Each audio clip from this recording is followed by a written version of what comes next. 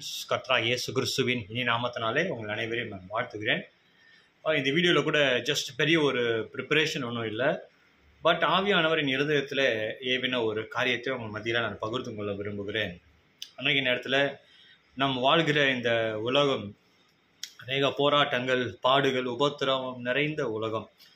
இதில் பலவீனங்கள் வருவது உண்டு, சில பொருளாதாரத்தில் குறைவு வருவது உண்டு, குடும்பங்களில் சண்டைகளோ, சமாதானத்தை இழக்கக்கூடிய சூழ்நிலை, வேலை ஸ்தலத்தில் பிரச்சனை, நிறைய போராட்டங்கள் நிறைந்த உலகத்தில் தான் வாழ்ந்து கொண்டு இருக்கிறோம்.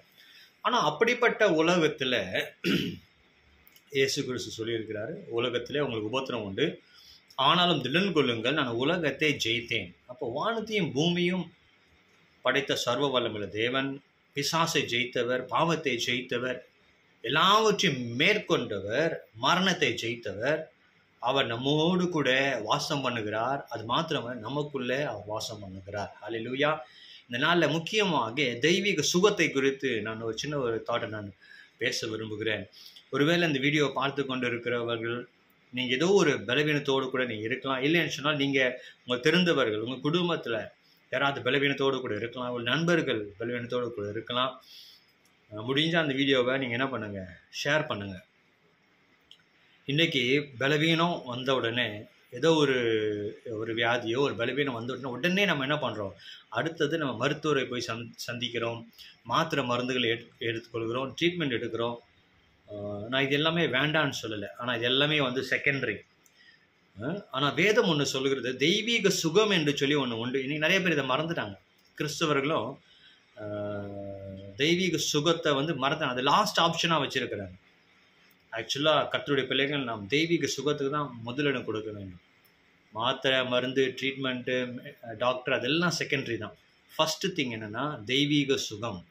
வேதம் சொல்லுகிறது 1 பேதுரு 2ஆம் அதிகாரம் 24ஆம் வசனம், அவருடைய தழும்புகளாலே நீங்கள் சுகமானீர்கள். You are healed by his stripes. பழைய ஏற்பாட்டில் நிறைய வசனங்கள் இருக்குது. எகிப்தியருக்கு எந்த வியாதியும் உனக்கு வரவிட மாட்டேன்னு ஆண்டவர் சொல்லியிருக்கிறார். சங்கீதம் 91 வாசிக்கிறோம், வாதை உன் கூடாரத்தை அணுகாது, பொல்லாப்பு உனக்கு நேரிடாது. சங்கீதம் 107 வாசிக்கிறோம், அவர் வார்த்தை, அவர் வசனத்தை அனுப்பி அவர்களை குணமாக்கினார். கொரிந்தியர் 2 கொரிந்தியர் 12:9 வாசிக்கிறோம், என் கிருபை உனக்கு போதும், உன் பலவீனத்திலே என் பலன் பூரணமாய் விளங்கும். உன் பலவீனத்திலே என் பலன் அப்படின்னு சொல்றார். என் கிருபை உனக்கு போதும் கர்த்தர் சொல்றார். 1 கொரிந்தியர் 3ஆம் அதிகாரம் 6ஆம் அதிகாரம் வாசித்து பார்க்கும்போது, நம்முடைய சரீரமானது தேவன் வாசம் பண்ணும் ஆலயம் என்று சொல்லி வேதம் சொல்லுகிறது. இந்த சரீரம் தேவனுடைய ஆலயம். அப்போ இந்த ஆலயத்தில் யார் வாசம் பண்ணுகிறது? கர்த்தர், தேவன், இயேசு கிறிஸ்து இந்த ஆலயத்துக்குள்ளே வாசம் பண்ணுகிறார்.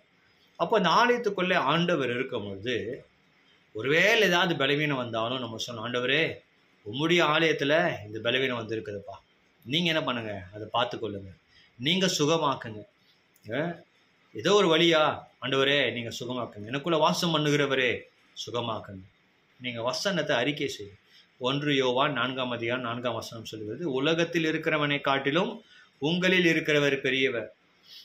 அப்போ எனக்குள்ளே வாசம் பண்ணுகிறவர் பெரியவர், இயேசு கிறிஸ்து எனக்குள்ளே இருக்கிறார். அப்போ இயேசு கிறிஸ்து எனக்குள்ளே இருக்கும்போது பலவீனத்துக்கு என்னுடைய சரீரத்தில் இடம் கிடையாது. இயேசுவின் நாமத்தினாலே எல்லா பலவீனனை விட்டு அகன்று போ.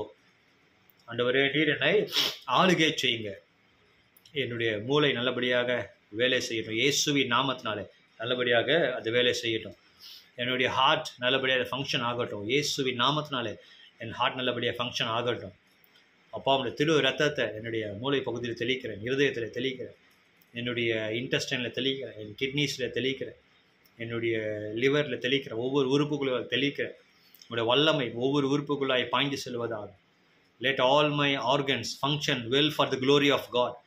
என் உறுப்புகள் எல்லாம் இயேசுவின் நாமத்தின் மகிமைக்காக நல்லபடியாக வேலை செய்வதாக அப்படின்னு சொல்லி நாம் விசுவாசமான வார்த்தைகளை நாம் பேச வேண்டும், விசுவாச அறிக்கை செய்ய வேண்டும், வசனத்தை அறிக்கை செய்ய வேண்டும். ஒவ்வொரு நாளும் சொல்லுங்க, அவருடைய தழும்புகளாலே, இயேசு கிறிஸ்துவின் தழும்புகளாலே நான் சுகமானேன், எந்த பலவீனமும் என்ன மேற்கொள்ள முடியாது என்று சொல்லி விசுவாசமான வார்த்தைகளை நம்ம பேச பேச பேச நம்முடைய சரீரம் அதுக்கு கீழ்ப்படியும், நம்முடைய உறுப்புகள் அதுக்கு கீழ்ப்படியும்.